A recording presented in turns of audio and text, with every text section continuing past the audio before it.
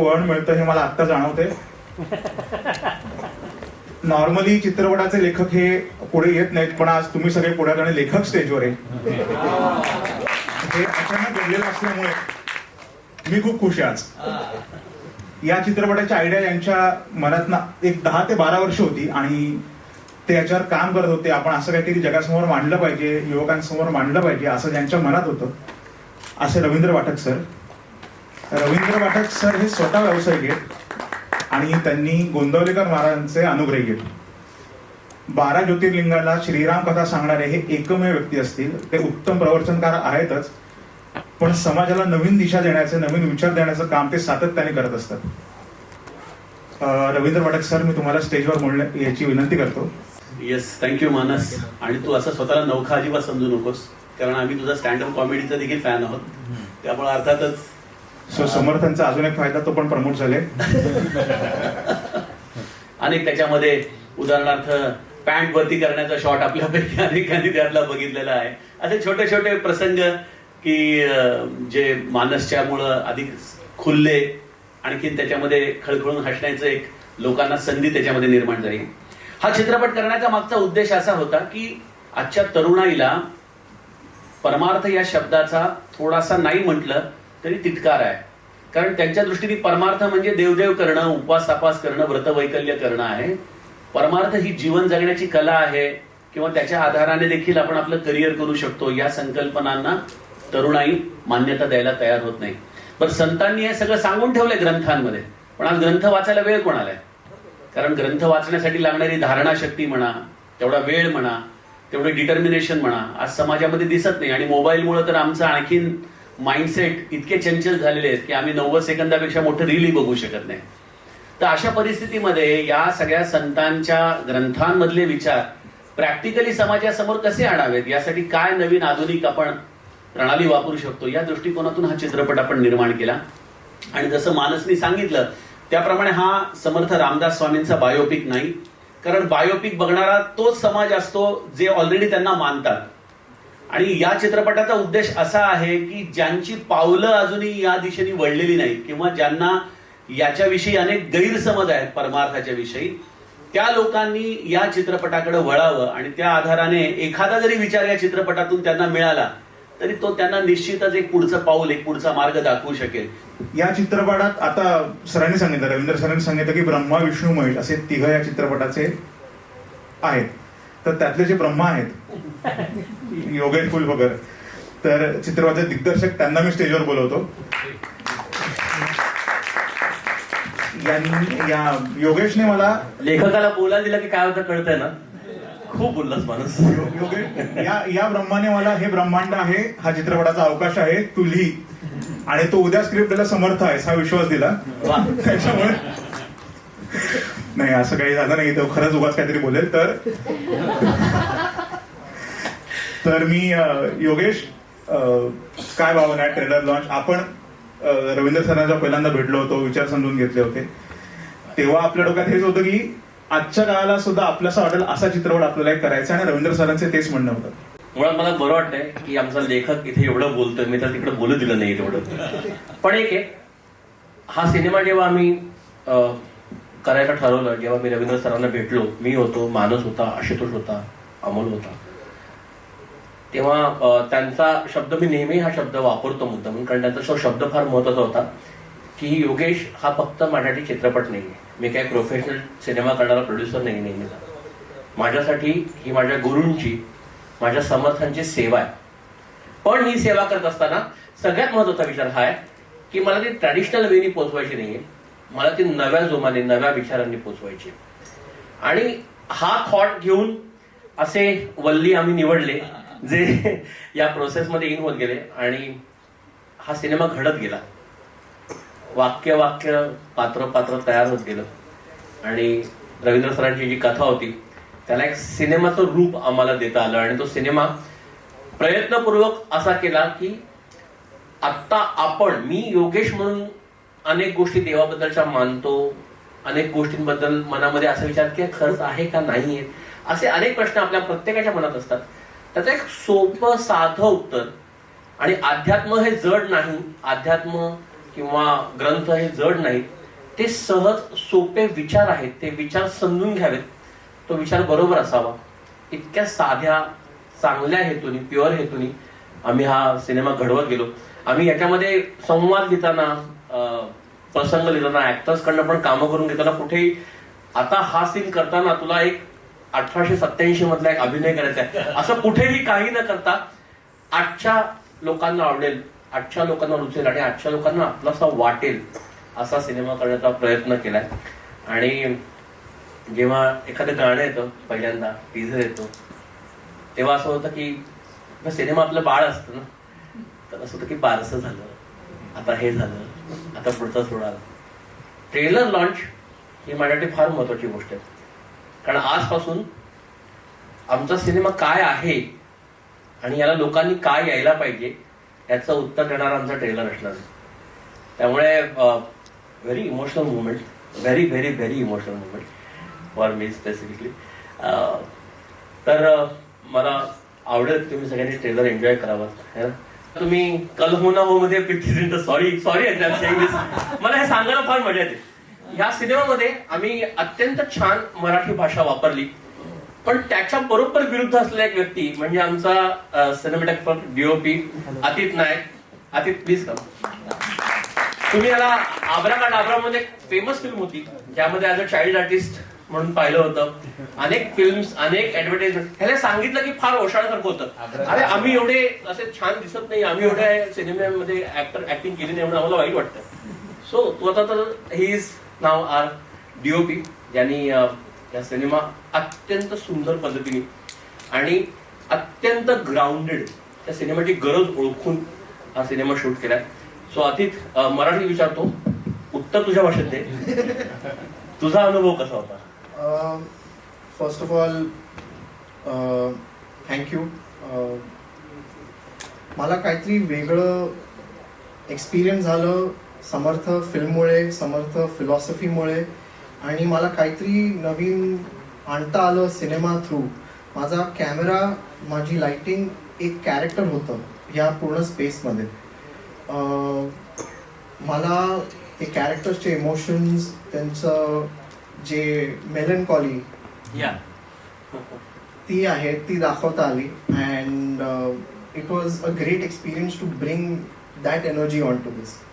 And very grateful to the actors, to Amol, to Ravindra ji, to Logesh, the writers, all my fellow HODs, that they put so much effort into just making something that could have been very simple into something so magical.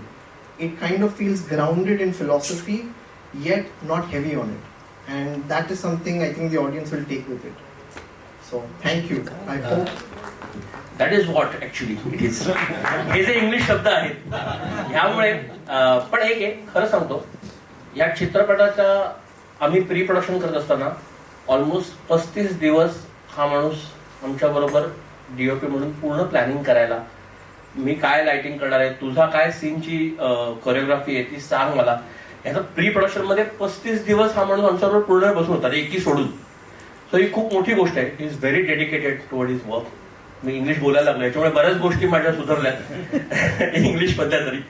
पण खूपच छान मजा आली अतित बरोबर काम करताना. आणि अतित thank you so much, कारण हा सिनेमा इतका छान दिसतोय, या सिनेमाचा भाव इतका छान दिसतोय, त्यामध्ये तुझा सगळ्यात मोठा हात आहे. थँक्यू.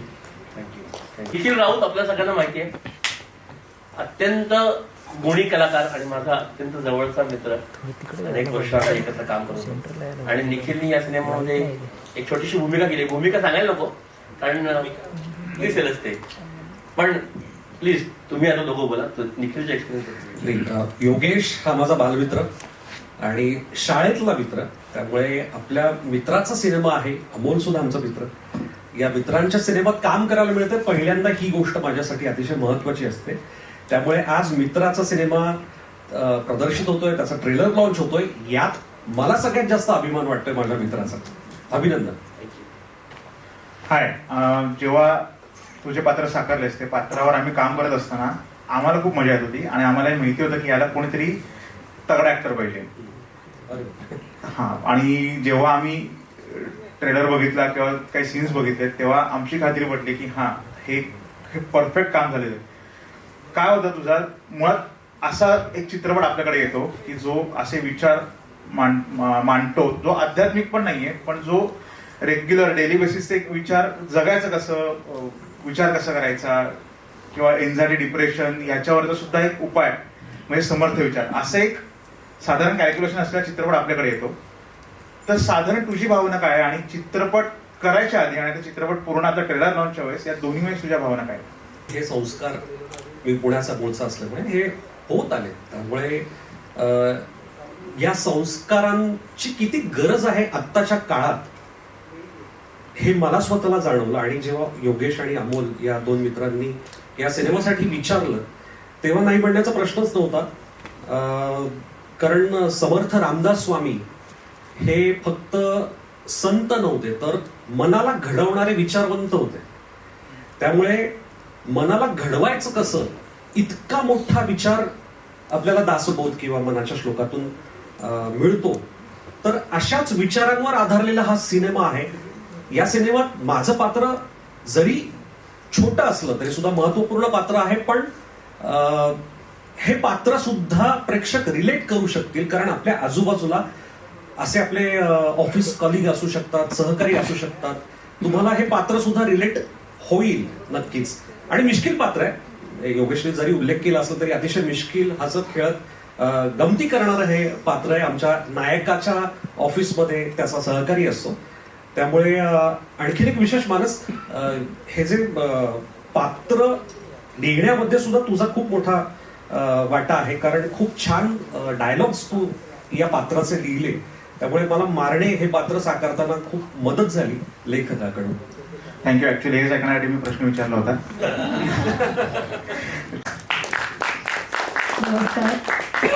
म्युझिक लॉन्चच्या वेळेस तुम्ही सांगितलं की तुमच्या साधारण भावना काय होत्या आणि तुमच्याकडे हा चित्रपट कसा आला, तेव्हा तुम्ही कुठल्या माइंडसेट मध्ये होता, तुमच्या आजूबाजूला तुम्हाला डॉग्स किंवा याची खूप आवड आहे? डॉग नाही, सगळे प्राणी, सगळ्या प्राण्यांची आवड आहे. हा, सर्व धर्म समभाव प्राण्यांमध्ये, तो सगळ्यांची आवड आहे. पण काय भावना आहे हा चित्रपट करताना?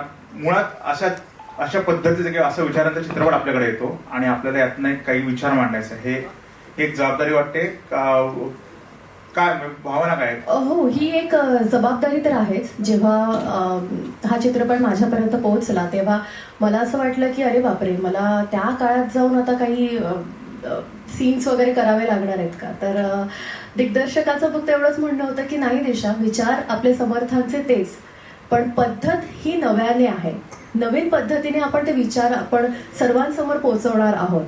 तर त्यातनं थोडं दडपण फार कमी झालं आणि माझी टीम मला एवढी चांगली लाभली की प्रत्येक पावलांवर कलाकारांनी म्हणा, दिग्दर्शकांनी म्हणा, इनफॅक्ट प्रोड्युसरांनी म्हणा, सगळ्यांनी मला इतकं सपोर्ट केलं आणि छान वाटलं, खूप मजा आली सीन्स करताना.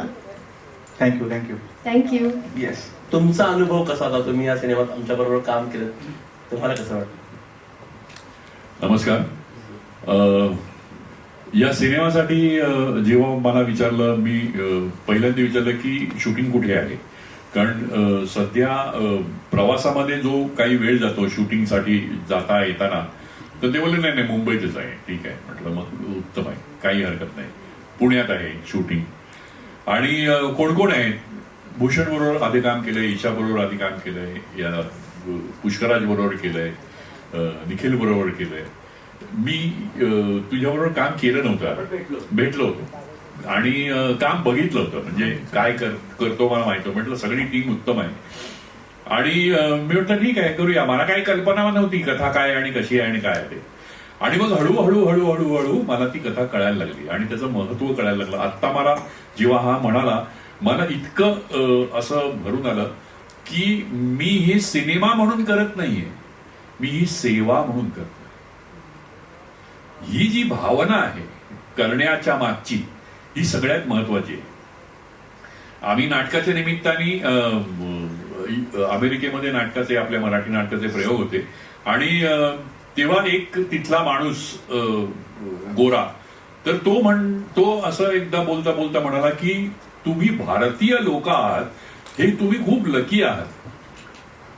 कारण ना तुमच्यापैकी बऱ्याच लोकांचा देवावर विश्वास आहे. तुम्हाला कल्पना नाही की तुम्ही किती आतून स्ट्रॉंग होता. नुसता विश्वास आहे म्हटल्यानंतर तुम्ही त्याचं काय करता, यम नियम जपजाप्य वर्तवैकल्य त्याच्यावर, पण तुमचा विश्वास आहे.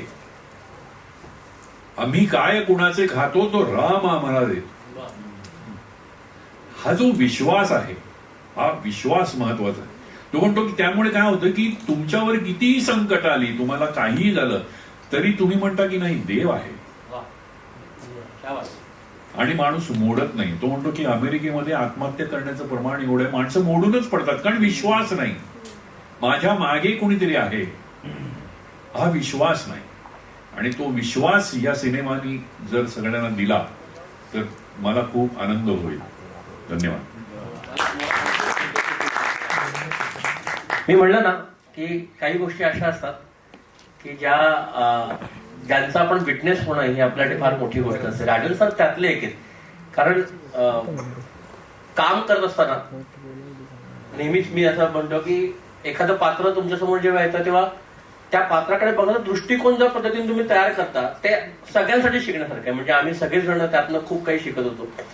आणि तुम्ही या चित्रपटामधला भाग असणं आणि तुमच्या बरोबर काहीतरी काम करताना ही आमच्यासाठी खूप खूप खूप महत्वाची आणि मोलाची संधी असं म्हणतो. मी नेपथ्यकार असताना म्हणतो काय बनवला यार, तो ते ह्या बाजूला केला असता फ्लॅट तर मला सोपं गेला असतं. तो शिकवून जातो तुम्हाला काही ना काहीतरी. तुम्हाला प्रत्येक वेळेला प्रत्येक माणसाकडनं तो किती छोटा आणि किती कोण आहे तुम्हाला सांगता येत नाही, पण त्या प्रत्येक माणसाकडनं तुम्हाला शिकता येतं.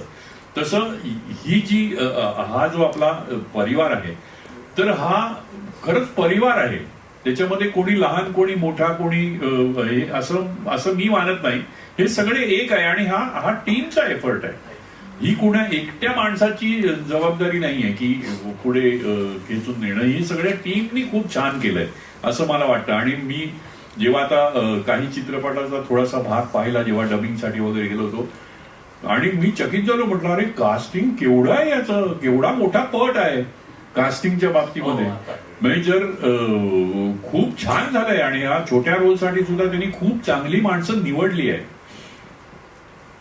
आमचे नाट्य क्षेत्रातले गुरु दामू केंकरे नेहमी म्हणायचे की it is a wilful suspension of disbelief. म्हणजे ते म्हणाले की आपला धंदा राजन खूप सोपा आहे. आपण काय करतो, आपण हवा विकतो. हवा आपण एक आभास निर्माण करतो कुठल्या तरी कलाकृतीमधून, नाटकातून म्हणा, सिनेमातून म्हणा. तुम्ही ते आहात असा एक आभास निर्माण करतो. तो आभास म्हणजे काय, हवा विकतो ना. तर तो हवा विकण्याचा धंदा आमचा खूप सध्या तेजीत आहे सध्या सगळ्या लोकांचा. पण तो आभास नीट निर्माण करता आला पाहिजे. आणि त्याचं सगळ्यात प्रमुख त्याचं म्हणजे काय म्हणतो त्याला, त्याच्यासाठी जे लागणारं प्रमुख हे आहे ते म्हणजे त्याचं कास्टिंग. ते कास्टिंग जर चांगलं असेल ना की तर हा आभास पटकन निर्माण होऊ शकतो. ईशा आणि मी पूर्वी काम केलं एकत्र, पण आम्ही मित्र म्हणून अनेक वेळा भेटलो आहोत. आणि आय एम व्हेरी ग्रेटफुल की ईशा या सिनेमात काम करायला हो म्हणाली. कारण खरंच हे पात्र तसं होतं ज्यासाठी मला ईशाच या सिनेमामध्ये हवी होती. सो ईशा मित्र म्हणून सोडून दे, मित्र म्हणून नाम दे. मला असं वाटतं की तुझा अनुभव कसा अध्यात्माशी होता? आणि अध्यात्म आणि माझा काही संबंध नाही हा प्रश्न नाही पडला का तुला? मला असा प्रश्न नाही पडला कारण आपण सगळे कलाकार आहोत. हो. आणि आपण आपली भूमिका ती वठवत असतो आणि आपल्याला ते आशय पोचवायचा आहे त्यासाठी कष्ट घेत असतो. सो तुझा एक्सपिरियन्स कसा होता या सिनेमाच्या बाबतीत तो मला ऐकायला आवडेल नक्कीच. नमस्कार एकदा सगळ्यांना. खूप वेगळा अनुभव होता असं मला सांगायला आवडेल. इंटरेस्टिंग अनुभव होता यासाठी की योगेश म्हणाला त्याप्रमाणे खूप बोलायला, खूप व्यक्त व्हायला वाक्य नाही आहेत किंवा त्या पात्राला म्हणावा तितका वेळही मी म्हणणार नाही आहे. पण जे काही जेवढ्या वेळ सुमा हे पात्र तुम्हाला दिसेल अगदी तिच्या लहानपणीही आणि मोठेपणीही, तर तुम्हाला ती अगदी तुमच्या घरातली एखादी निर्मळ बहीण किंवा मैत्रीण वाटेल ह्याची मी तुम्हाला खात्री देते. आणि ते पात्र साकारताना मलाही खरंच असं वाटत होतं की मी त्या कुटुंबाचा भाग आहे. मी खरंच पुष्कराज आणि शर्वरीताई यांच्याबरोबर लहानाची मोठी झाली आहे असा तिथे त्यावेळेला भाव तयार करणं किंवा सराउंडिंग तयार करणं आणि तशी स्पेस देणं हे क्रू आणि कास्ट यांचं दोघांचंही काम असतं आणि ते मला खूप काय म्हणता येईल अगदी परफेक्ट ऍप्ट ॲटमॉस्फिअर मिळालं. कारण फिल्म अध्यात्मावर आहे किंवा स्वामी रामदासांच्या विचारांवर आहे, त्याचा आपल्या आयुष्यात कसा फरक पडतो, नात्यांबद्दल चित्रपट आहे. सो ह्या सगळ्याचं रिफ्लेक्शन म्हणून तिथे उभं राहताना आमच्यातला खट्याळपणा, मस्तीखोरपणा, एक ॲटिट्यूड हे सगळं बाजूला ठेवून निर्मळ होणं हे खूप एकट्याचं काम नाही ते, असं मला वाटतं. आणि ते अचीव्ह करायला टीमवर्क लागतं, जे योगेश तुझ्या राज्यात मला मिळालं. आम्ही सगळे कोकणात शूट करत होतो लाडघरला, आणि लाडघरला आमचं जे जेवण होतं ते शूटिंगचं नेहमी येणारं जेवण नव्हतं. सज्जनगडावरती जे प्रसाद तयार करतात तिकडचे आचार्य आमच्यासाठी लाडघरमध्ये आले होते आणि अत्यंत सात्विक असं जेवण तिकडे असायचं. आम्ही सगळे कलाकार लिटरली सांगतो छान मांडी घालून शांतपणे त्याचा आस्वाद घ्यायचो. खूप पवित्र वातावरणामध्ये आणि खूप छान मनमोकळ्या वातावरणामध्ये आपण हा सिनेमा शूट केला. ऍब्सोल्युटली. म्हणजे सेट आहे किंवा टेक्निकल गोष्टी चालू आहेत आजूबाजूला, कॅमेरा आहे, ह्या सगळ्याचा विसर पडत होता अक्षरशः. म्हणजे अगदी आपले जे आर्ट डिरेक्शन असतं त्यांनी जे मंदिर उभारलंय समर्थांच्या घरचं, म्हणजे समर्थच्या घरचं, ते इतकं खरं आहे, इतकं आपलंसं वाटलं ते. इनफॅक्ट सगळे कलाकार हे करतात की नाही मला माहित नाही, पण बरेचसे कलाकार, मी तरी हे करते की माझ्या भूमिकेचं काहीतरी एक वस्तू किंवा एखादी गोष्ट मी ते पात्र झाल्यावर घेऊन टाकते, चोरते. आणि छोटंसं असतं काहीतरी, ते कानातलं असू शकतं, टिकली असू शकते, एनिथिंग. तर ह्या वेळेला मला ती मूर्ती इतकी म्हणजे भावली खरं सांगायचं तर, पण ती नाही चोरता आली मला.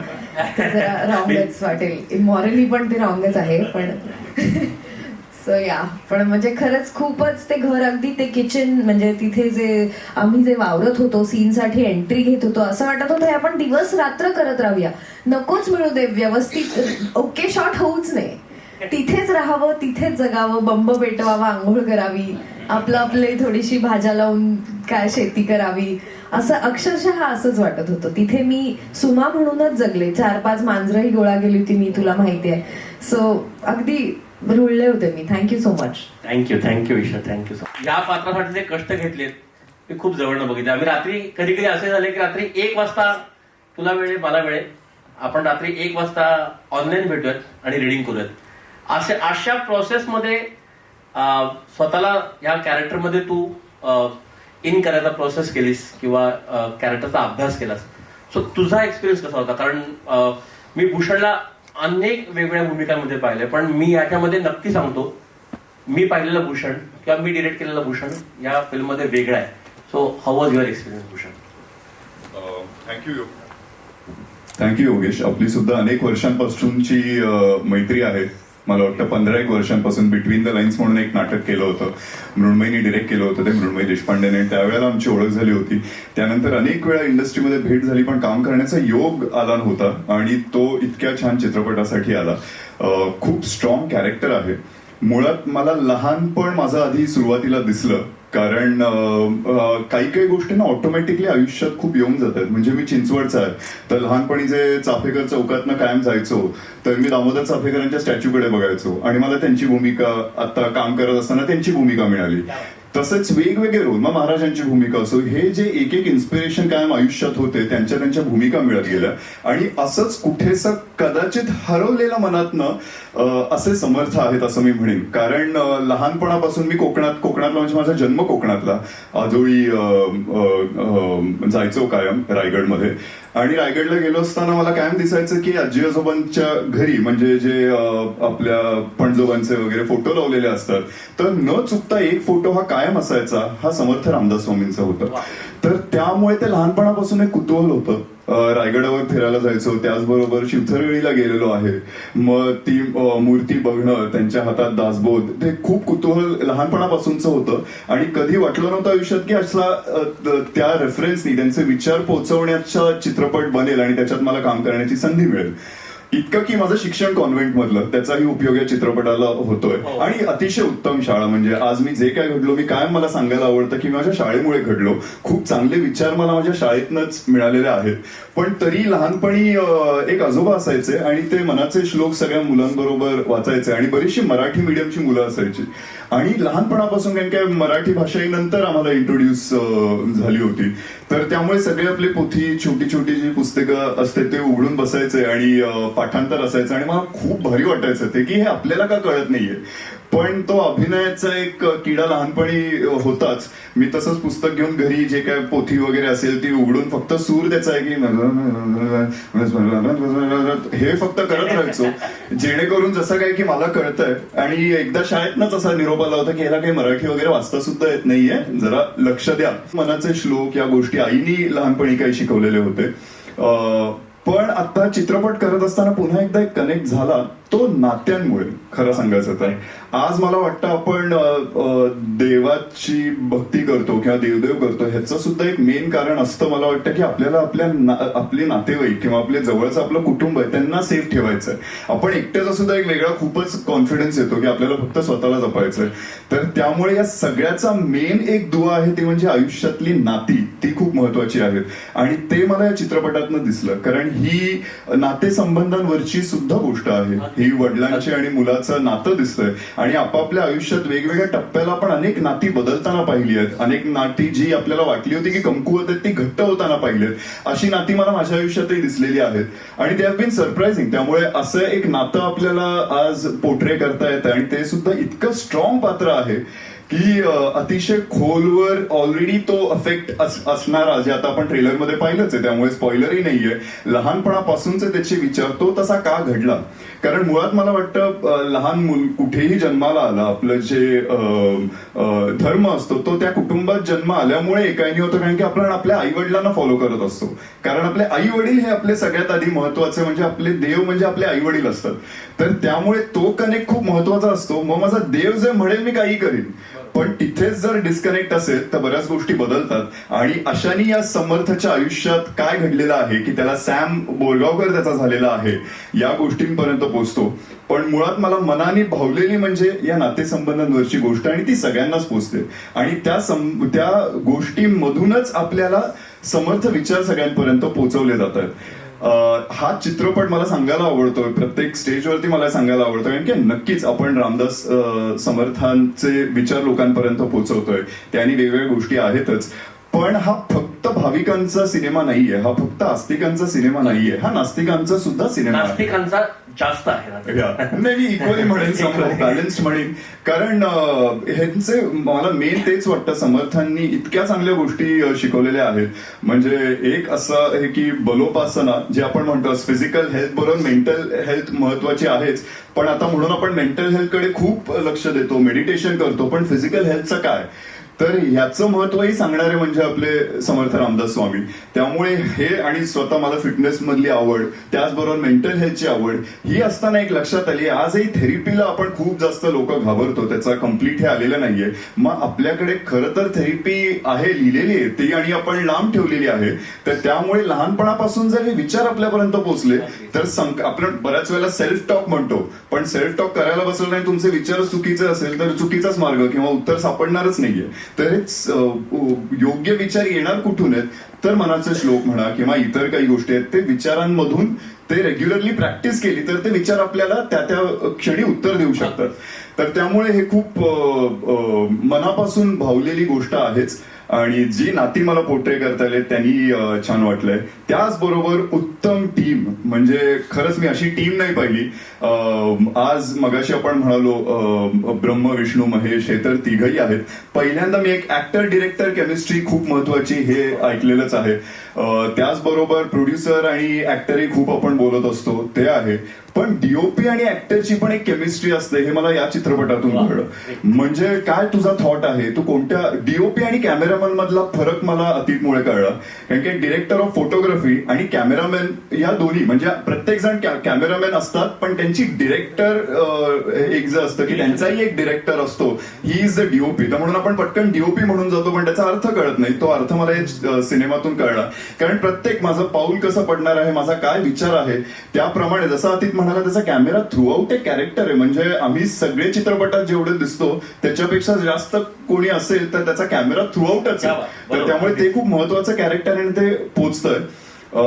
त्यातून बोलायला मला तर खूप आवडतं, पण इकडे लक्षात आलंय की इकडे सगळेच बोलणारे चांगलं. म्हणजे आज रवींद्र सरांचा हा पहिला चित्रपट, पण इतकी क्लॅरिटी, म्हणजे तेच पहिले बोलायला जेव्हा आले तेवढ्या इतक्या क्लॅरिटीने की त्यांना काय त्यांचा थॉट आहे, कशा पद्धतीने पोचवायचा आहे, हे सगळेच. मग योगेश उत्तम बोलतोय, आमचे डीओपी उत्तम बोलतोय, कलाकार तर सगळे तुम्ही बोलवाल त्याला. आमचे रायटर नुसते उत्तम लिहित नाही तर तेही पाहिलं, उत्तम बोलतात, उत्तम हसवतात. तर अख्खी टीमच उत्तम बोलणारी आहे आणि ही केमिस्ट्री आमची प्रत्येकाबरोबर आहे. त्याचबरोबर कलाकार आज समर्थ आणि टायटल रोल असल्यामुळे भले मी आणि पुष्कर आज आमचे चेहरे मोठे दिसत असले तरी तुम्ही बघाल तर या पोस्टरवरचे सगळे कलाकार आजपर्यंत लीड ऍक्टर्सच आहेत. अनेक प्रोजेक्ट्समध्ये त्यांनी लीड ऍक्टर्स म्हणून काम केलेलं आहे आणि ह्याच्यात छोटं मोठं असं नाहीये. एकही पात्र तुम्ही बाहेर काढलं तर काहीतरी हरवल्यासारखं होईल. तर इतकं त्यांचं महत्व आहे. आणि ह्या सगळ्या माणसांना जोडलं मी, त्याचं क्रेडिट देऊ इच्छितो 2 माणसांना. एक नक्कीच अमोलदा, आमचे ईपी, आणि त्याचबरोबर योगेश नक्कीच. कारण की महेश सरांच्या फिल्म मध्ये आपल्याला बघायला मिळतं की छोट्यात छोटा एक सीन असेल पण उत्तम ऍक्टर येतो. हा अत्यंत मिश्किल माणूस आहे, पण हा कलाकार म्हणून अत्यंत वेगळा व्यक्ती आहे. म्हणजे जेव्हा मी याला सिनेमामध्ये, खरं सांगतो आता सगळ्यात सांगायला हरकत आहे ना, प्लीज सांग. मी जेव्हा आम्ही हा चित्रपट सुरू केला प्रोसेस, तेव्हा मी असं म्हणालो की अरे पुष्कराट ना विनोदी भूमिका आहे, एक विनोदी भूमिका आहे चित्रपटातली, पुष्कराट ती करेल. पुष्कराट पण योगेश आपला मित्र आहे, आपण करू वगैरे वगैरे होता. मी त्याला स्टोरी सांगितली आणि तो म्हणाला की मला वडिलांचं पात्र करायचंय. मी म्हणालो पुष्कराट, अरे लहान मुलगा पण आहे, नंतर भूषण सर पण आहे, त्यांच्या वडिलांचं पात्र करायचंय तुला. पुष्कर म्हणला हो मला ते पात्र करायचंय. आमचा जवळपास अर्धा पाऊण तास कॉल झाला आणि नंतर मी डोक्याला हात लावून बसलो की आता काय करू मी. नंतर मी या माणसाला भेटायला गेलो तेव्हा या माणसाकडे अख्खी स्क्रिप्ट रेकॉर्डेड होती आणि हा ती स्क्रिप्ट अनेक वेळा ऐकत होता आणि त्या स्क्रिप्ट मला डायलॉग प्रत्येक कलाकाराचा डायलॉग त्याचा पाठ होता. मी हे विटनेस केलंय. आणि डिरेक्टर म्हणून मी कन्व्हिन्स नव्हतो की हा वडील होऊ शकतो. अनेक कलाकार असं म्हणतात की मला एवढ्या मोठ्या मुलाचा बाप दाखवू नको रे, अजून मला आयुष्यात यंग रोल करायचे. त्यात हा असं धारिष्ट्य करतोय या वयामध्ये की एका वडिलांची भूमिका करायची. पण जेव्हा आम्ही लुक टेस्ट केली आणि लुक टेस्ट मध्ये मी याला बघितलं तेव्हा मी खरं सांगतो म्हणालो अरे मी चुकलो. हा माणूस आहे जो माझ्या फिल्म मधला विश्वंभर आहे. आणि त्यांनी वाहून घेतलं या रोलला. म्हणजे मी पुष्करांबरोबर काम करताना ना आम्ही सेटवरती मजा केलीये, मस्ती केलीये, कुठूनही जेवताना उठलोय, उगाच गरबा खेळायला लागलोय, काही केलं. पण अख्ख्या फिल्मच्या शूटिंग मध्ये हा माणूस हातात जपाची माळ घेऊन श्रीराम जयराम जय जयरामचा जप करत होता.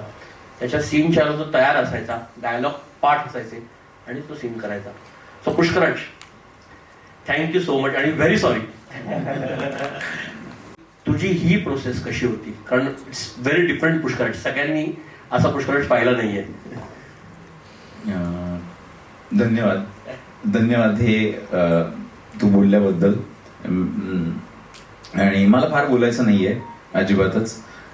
मला एवढं म्हणायचंय की जे काही आता तुम्ही ट्रेलरमध्ये बघितलंय आणि जे चित्रपटामध्ये बघणार आहात तशा पद्धतीचा माणूस तुम्ही एक्सेप्ट कराल, माझ्यातलं नट एक्सेप्ट कराल अशी माझी इच्छा आहे, अपेक्षा आहे. या चित्रपटाच्या निमित्ताने काही गोष्टी झाल्या. मनाचे श्लोकांमधलं एक माझ्या डोक्यामध्ये सतत राहिलेली गोष्ट अशी यायची. मी कॉन्व्हेंट शाळेत शिकलोय, भूषण बरोबर मी पण चिंचवडमध्येच होतो, आम्ही एकत्र शिकलोय, एकाच बॅचचे आहोत. येस. तर सिस्टर कन्सर्न स्कूल मध्ये आम्ही शिकलो आहोत आणि आता आम्ही हे मुलगा आणि बाप अशी पात्र साकारतोय.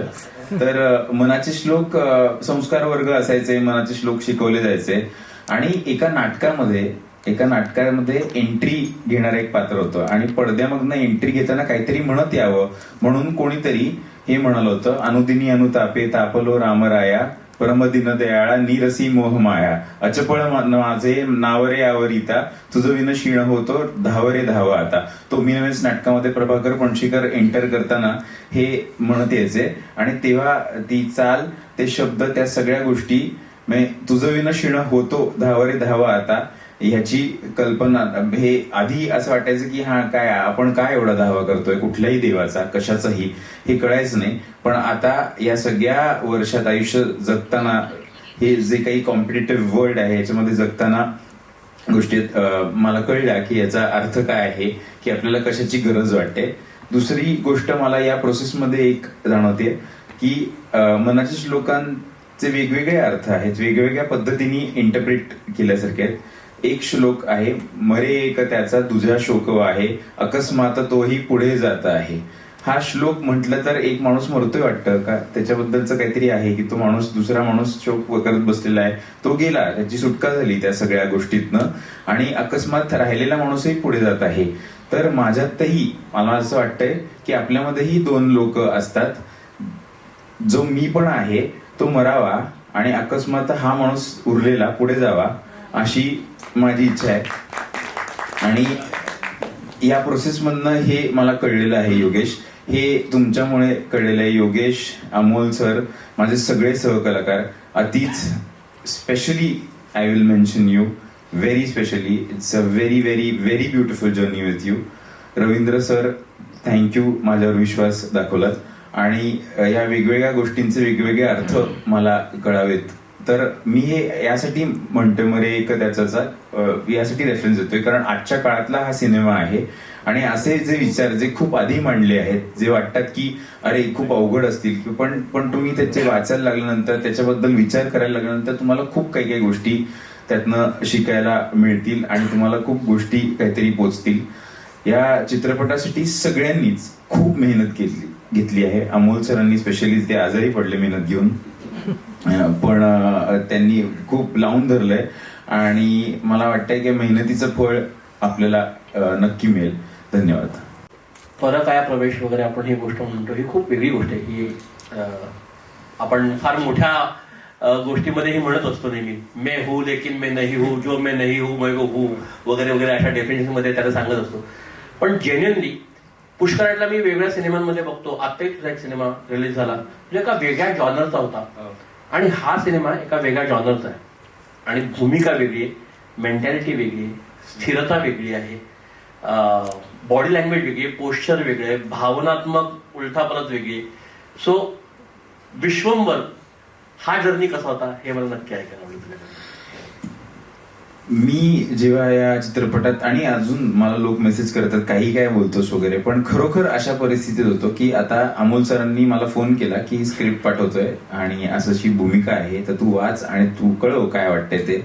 तेव्हा अशा टप्प्यापर्यंत मी येऊन पोहोचलो होतो की आता अभिनय थांबावा, म्हणजे अगदी बंद करून टाकावा सगळं, आता कुठेतरी वेगळीकडे जावं वगैरे असं नाही. पण आता नाही येते, आपल्याला जमत नाहीये, आपल्याला काही जमत नाहीये. तर जेव्हा मी चित्रपट वाचला आणि मला वडिलांची भूमिका यासाठी वाटली की करावीशी वाटली की माझ्या मनातलं द्वंद्व जे होतं की सगळं सोडून काहीतरी वेगळं शिकावं, वेगळ्या गोष्टी दुसऱ्यांना देण्याचा प्रयत्न करावा, आपल्यामध्ये जे आहे ते जास्तीत जास्त देण्याचा प्रयत्न करावा, आपल्याकडे जे नाही आहे ते मिळवण्याचा प्रयत्न करावा, हे विश्वंभर मध्ये आहे. जे साम्य मला वाटलं आणि त्यामुळे तो राहिला.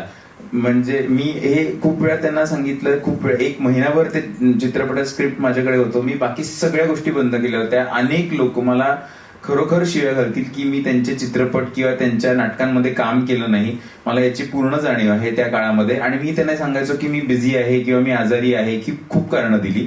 पण या चित्रपटाच्या बाबतीत मला त्यांना खरं बोलावं असं वाटलं. मी म्हणलं तसं की अकस्मात तोही पुढे जात आहे, तो सच्चेपणा घेऊन पुढे जाणारा माणूस माझ्यात शिल्लक राहावा अशी माझी इच्छा आहे. आणि मी सच्चेपणाने सांगितलं की मला ही भूमिका करायची आहे, त्यासाठी मी लुक टेस्ट, ऑडिशन, जे जे काही लागेल ते सगळं करायला तयार आहे.